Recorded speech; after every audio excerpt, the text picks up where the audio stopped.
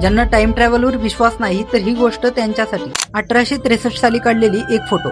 त्या फोटोत एक लहान मुलगा दिसतो. सरकारी नोंदी सांगतात तो मुलगा त्या काळात जन्मलाच नव्हता. तो जवळजवळ 100 वर्षांनी जन्माला येणार होता. मग तो मुलगा त्या फोटोत आला तरी कसा? त्या मुलाचं नाव आहे अँड्र्यू बासियागो. तो दावा करतो की तो अमेरिकेच्या एका अतिशय गुप्त प्रकल्पाचा भाग होता. तो म्हणजे प्रोजेक्ट पेगासस. या प्रोजेक्टमध्ये CIA आणि डार्पा लहान मुलांना वेळेत मागे पुढे पाठवत होते, कारण मुलांचं मन अजून पूर्णपणे ठरलेलं नसतं. ते वेळेत बदल सहन करू शकतं. मोठ्यांचं मन तुटतं, पण लहान मुलं त्या बदलांशी जुळून घेतात. या सगळ्याच्या मुळाशी आहे एकच नाव, निकोल टेस्ला. 1943 मध्ये टेस्लाचा मृत्यू होतो. पुढच्याच दिवशी FBI त्याचं हॉटेल रूम सील करते. त्याचे सगळे नोट्स, ब्लूप्रिंट्स आणि सगळ्या मशीन जप्त केल्या जातात. टेस्ला स्वतः म्हणाला होता की त्याच्याकडे अशी टेक्नॉलॉजी आहे जी वेळ आणि अंतर दोन्ही वाकवू शकते. 1960च्या दरम्यान याच टेक्नॉलॉजीवर प्रयोग सुरू होतात. 2 मोठ्या मेटलच्या खांबांमध्ये एक अदृश्य एनर्जी फील्ड. वस्तू गायब होतात, परत येतात, पण बदललेल्या अवस्थेत. काही सैनिक कायमचे गायब होतात, तर काहींचं आयुष्य काही सेकंदातच अनेक वर्षांनी पुढे जातं. तेव्हाच एक मोठा निर्णय घेतला जातो की टाइम ट्रॅव्हल साठी फक्त मुलांचा वापर करायचा. प्रोजेक्ट पेगासस इथेच थांबत नाही. हाच प्रयोग पुढे टेलिपोर्टेशन मध्ये बदलतो. म्हणजेच फक्त वेळ नाही तर एका ठिकाणाहून दुसऱ्या ग्रहावर पाठवणे. अँड्र्यू बासियागो सांगतो की